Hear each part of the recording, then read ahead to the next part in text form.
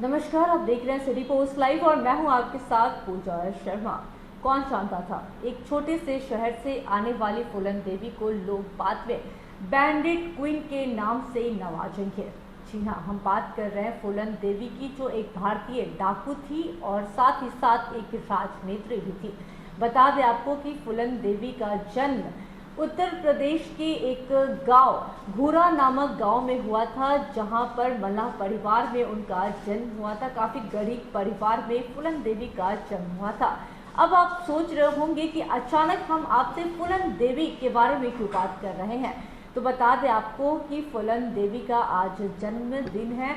आज ही के दिन घूरा नामक गांव में उनका जन्म हुआ था। आज 10 अगस्त है और 10 अगस्त को ही उनका घूरा नामक एक गांव में उनका जन्म हुआ था। एक भारतीय डाकू भी थी।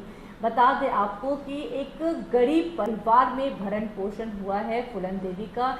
इसी के साथ साथ यह भी आपको हम बताएं कि काफ़ी गरीब परिवार से आती थी वो। जब वो मात्र 11 साल की थी तो गांव वालों ने, कुछ ठाकुरों ने उनका जबरन अपहरण करके उनके साथ बलात्कार किया और उसके बाद उन्हें कमरे में बंद कर दिया था।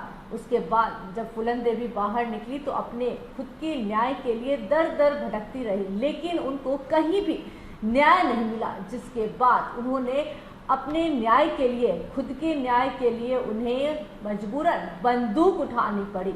बता दें आपको काफ़ी कम उम्र में उनकी जबरन शादी भी करवा दी गई थी। उनके मर्जी के खिलाफ उनकी शादी भी हुई थी।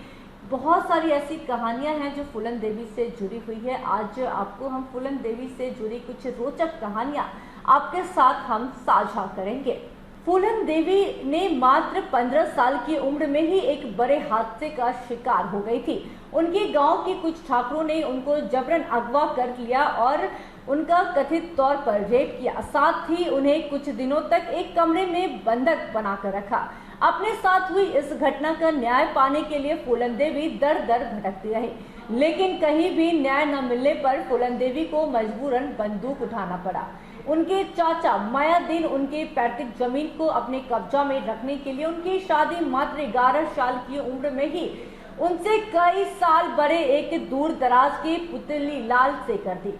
फूलन देवी इस रिश्ते से खुश नहीं थी, लेकिन उनकी शादी उनके मर्जी के खिलाफ हुई। पति द्वारा दुर्व्यवहार किए जाने के बाद फूलन देवी अपनी जान बचाकर वापस अपने घर आई। घर वापसी आने के बाद फूलन देवी अपने पिता के साथ मजदूरी में हाथ बटाना शुरू किया।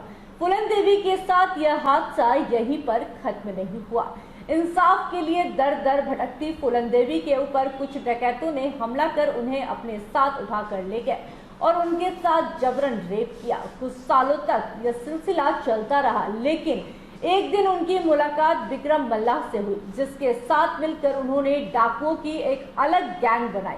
फिर क्या था, फूलन देवी अपने साथ हुए गैंग रेप का बदला लेने के लिए 1981 में 22 ठाकुरों को एक साथ लाइन में खड़ा करके गोलियों से छलनी कर दिया। जिसके बाद गांव से लेकर पूरे चंबल घाटी में फूलन देवी के नाम का डंका बजने लगा। इस पूरे कारनामे के बाद उत्तर प्रदेश सरकार ने फूलन देवी को तत्काल गिरफ्तार करने का आदेश दिया और साथ ही कुछ धनराशि देने का भी ऐलान किया, लेकिन उत्तर प्रदेश और मध्य प्रदेश की पुलिस टीम ने फूलन देवी को पकड़ने में नाकाम रही। फूलन देवी ने विक्रम मल्लाह की मदद से बंदूकें चलाना सीखा था। डकैतों के गैंग में फूलन देवी उस समय अकेली महिला थी। वो अपने हर अपराध के बाद दुर्गा मंदिर जाती थी और अपनी सुरक्षा के लिए देवी माँ को धन्यवाद देती थी।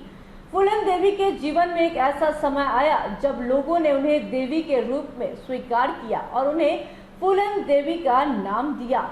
इसी बीच बता दें आपको कि उनके मुकदमे में 11 साल की देरी हुई, जिसके दौरान वो ग्वालियर सेंट्रल जेल में एक साधारण कैदी के रूप में बंद रही।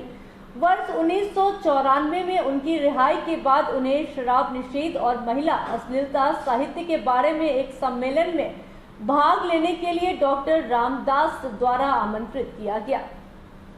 इस सम्मेलन ने भारतीय राजनीति में उनका मार्ग प्रशस्त किया था, जिसके बाद वह उत्तर प्रदेश के मिर्जापुर निर्वाचन क्षेत्र से 11वीं लोकसभा चुनाव में समाजवादी पार्टी की तरफ से चुनाव लड़ा। सूत्रों के अनुसार माना जाता है कि उन्हें मुलायम सिंह यादव द्वारा सक्रिय रूप से राजनीति में लाया गया था। 15 फरवरी 1995 को फूलन देवी ने दूसरी शादी उम्मेद सिंह नामक एक व्यक्ति से की थी और उम्मेद सिंह के साथ प्रसिद्ध बौद्ध स्थल दीक्षा भूमि में बौद्ध धर्म में प्रवर्तित हो गए। फूलन देवी ने वर्ष 1996 से 1998 तक एक सांसद के रूप में कार्य किया। इसके बाद वो 1958 के लोकसभा चुनाव में अपनी ही सीट से हार गई, लेकिन 1999 के लोकसभा के चुनाव में फिर से चुनी गई। फूलन देवी पूर्ण रूप से राजनीति में आने के बाद अपने खाली समय में पुस्तक पढ़ा करती थी। तो ये कुछ रोचक जानकारी थी जो फूलन देवी के बारे में थी, जो मैंने बताया कि किस तरीके से डाकू बने, एक भारतीय डाकू बनी फूलन देवी। फूलन देवी का जो नाम था वो फूलन देवी कैसे बना, कैसे वो राजनीति में पहुंची, कैसे उन्हें जेल हुआ, ये थोड़ी मोड़ी जानकारी थी जो फूलन देवी से जुड़ी हुई थी। आप क्या सोचते हैं और किस तरीके से आप जन्मदिन का बधाई देते हैं फूलन देवी को?